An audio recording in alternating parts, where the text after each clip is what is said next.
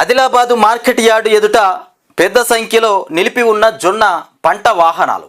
అయ్యో, Adilabad market yard ఎదుట మొత్తానికి పెద్ద సంఖ్యలో జొన్న పంట వాహనాలు మొత్తానికి నిలిచిపోయి ఉన్నాయట. మరి ఎందుకు నిలిచిపోయినాయి అంటే ఓ మంత్రి ప్రారంభించినట ఆ కొనుగోలు కేంద్రాన్ని, ఆ మార్కెట్ యార్డుని ఓ మంత్రి ప్రారంభించినట. మరి ఆ మంత్రి ప్రారంభించినప్పటి నుండి అసలు జొన్ననే కొట్టలేరట.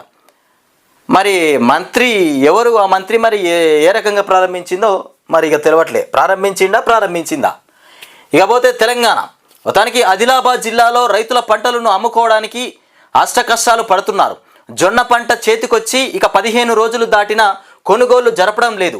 ఆదిలాబాద్ మార్కెట్ యార్డులో కొనుగోలు కేంద్రాన్ని కూడా జిల్లా ఇన్ఛార్జి అయినటువంటి మంత్రి సీతక్క, అయ్యో సీతక్కనేనా ప్రారంభించింది? మంత్రి సీతక్క శనివారం ప్రారంభించారు. ఇక తమ తలమడుగు మండలం కజ్జర్ల రైతులు సోమవారం ఉదయం వాహనాల్లో భారీగా పంట విక్రయానికి ఆదిలాబాద్ మార్కెట్కు తీసుకొచ్చారు.